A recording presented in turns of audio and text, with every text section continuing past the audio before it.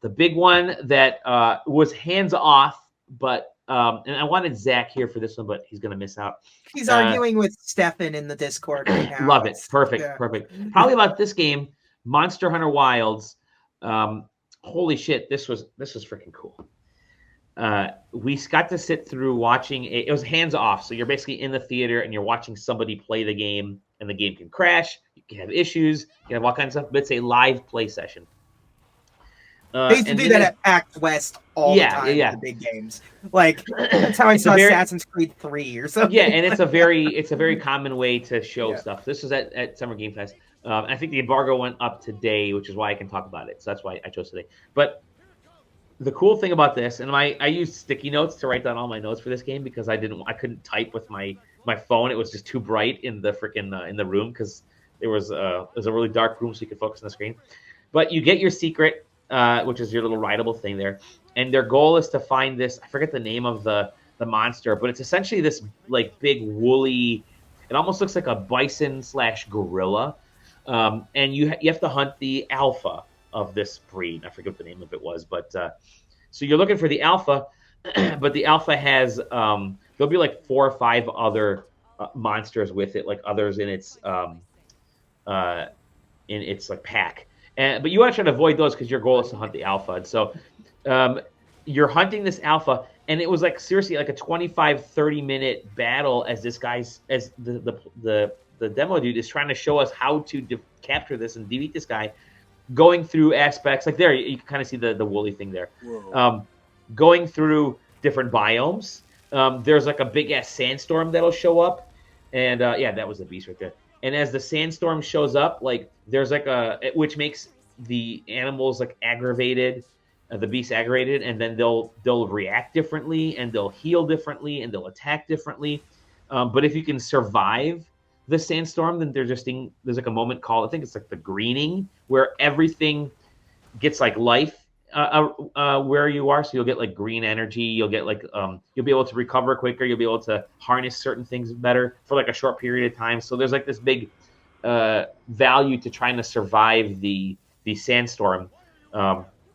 Does that happens. Affect the monster too? Or totally, yeah, dude, yeah. So it's like so you have to really balance like how you want to approach this. And if there's a storm coming, maybe you want to avoid the storm, so you want to lead the monster away from the storm to other monsters that might wear it down. Like you'll bring this monster, it'll follow you, and it'll attack these guys, and these guys will attack it, and it'll wear it down a little bit. So you can actually use that whole aspect there. Big ol' like. It's open world-ish because it's still kind of set in areas, but the areas are definitely much more expansive. They said the map is like 2 times the size of Monster Hunter World.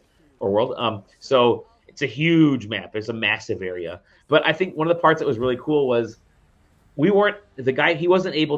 player or the demo guy wasn't able to chip away fast enough at this beast, and he was having a hard time. So he's like, all right, we're gonna take this to an apex predator, to like the highest beast. So they had the monster follow us, and he gets to this apex, like this massive beast, like this guy right there, and just they fight, and they're fighting, and they're like attacking each other. Doshaguma, that's the name of the monster.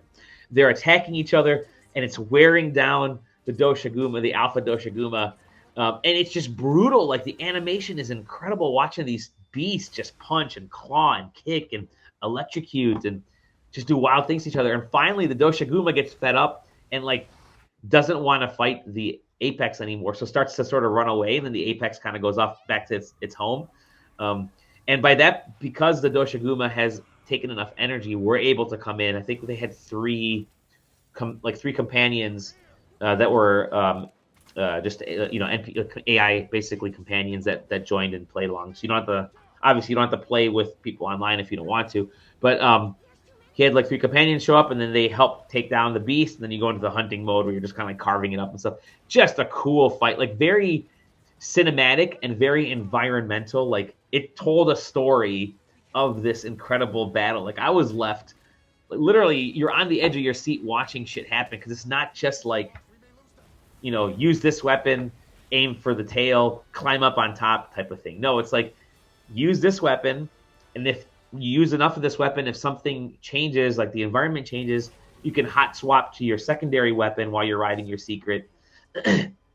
You can leave your party to fight to wear down the Doshagum or the monster, and you go and set up a quick a quick camp, do some quick setup, reset yourself, and then go back into the fight. It was just so cool at how fluid and how live everything felt.